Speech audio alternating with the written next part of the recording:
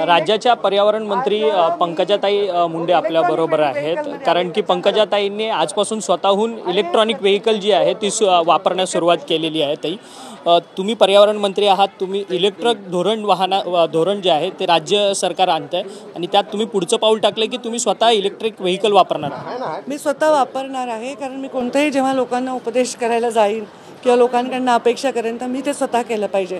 त्यामुळे मी electrical vehicle शासनाची जी माझी गाडी आहे ते EV घेतलेली आहे, ती पण भारतीय बनावटीची घेतलेली आहे आणि मी स्वतः ती वापरणार। त्याच्यामुळे प्रतिकात्मकदृष्ट्या मी एक प्रचार त्याचा करते की लोकांनी पर्यावरणासाठी ते वापरावं आणि बऱ्याच कार्यकर्त्यांनी माझं त्याचं रेप्लिकेशन केलं। हिंदी सक्तीकरणाचा GR तुमच्या सरकारने रद्द केला, परंतु 2 ठाकरे बंधू एकाच आंदोलनात एकाच मंचावरती येणार होते, याची धास्ती कुठेतरी सरकारने घेतली आहे असं सातत्यानं आरोप आता विरोधकांकडून केला जातो। ठाकरे सुद्धा तेच म्हणतात। मी एवढंच म्हणेन की सरकारने जो निर्णय घेतला आहे तो रिस्पॉन्सिबिलिटीने घेतलेला आहे, जबाबदारीने घेतलेला आहे। काल आमच्या मुख्यमंत्र्यांनी पण त्याच्यावर प्रेस घेतली आणि त्यांनी सविस्तर त्याच्यामध्ये जे बोलले आहेत त्याच्याशीच आम्ही सहमत आहोत आणि हा निर्णय जो त्यांनी घेतला आहे तो स्वागत आहे। परंतु दोन्ही ठाकरे एकत्रित येऊ नये याकरता भाजप कुठेतरी प्रयत्न करत आहे असं आरोप जो आहे तो आता ठाकरे लावतात। मला नाही, मी याच्यावर काही टिप्पणी करणं मला आवश्यक वाटत नाही। माझ्या भूमिका ज्या आहेत त्याच्यावर मी बोलत असते, बाकी कोण कोणाला काय म्हणाले याच्यावर मी कधी टिप्पणी करत नाही। भाजपचा विषय नसून हा सरकारचा विषय आहे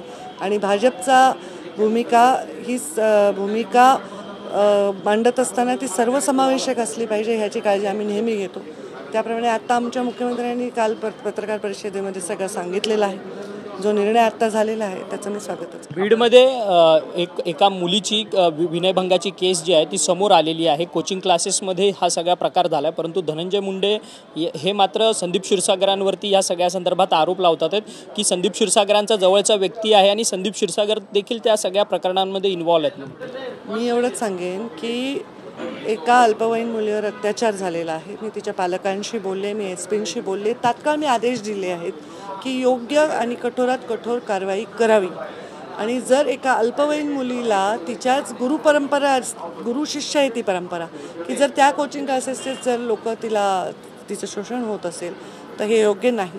अजून असे काही केसेस आहेत का दबल्या असतील, जे बोलले नसतील, त्यांना पण सुरक्षा शासनाने दिली पाहिजे, ही माझी भूमिका आहे आणि त्यामुळे मी त्याचं काही वाच्यता केली नाही, कारण पॉस्कोच्या कायद्यानुसार गुप्तता आणि ह्याचं गांभीर्य राखलं गेलं पाहिजे।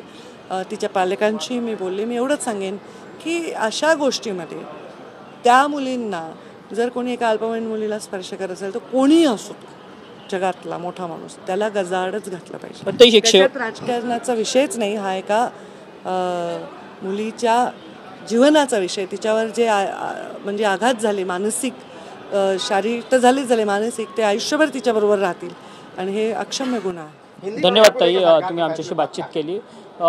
पंकजा मुंडे होत्या राज्याच्या पर्यावरण मंत्री, त्यांनी आजपासून नवीन एक इलेक्ट्रिक व्हेकल घेतलेला आहे आणि इलेक्ट्रिक व्हेकलचा वापर ते करणार आहे। पर्यावरण मंत्री म्हणून त्यांनी स्वतः एक स्तुत्य उपक्रम जो आहे तो त्यांच्यापासून सुरू केलेला आहे। त्या सगळ्या संदर्भातली माहिती जी आहे ते त्यांनी आपल्याशी बोलताना व्यक्त केलेली आहे। व्हिडिओ जर्नलिस्ट खंडू कसबेसह अक्षय मंगणी, TV9 मराठी, मुंबई।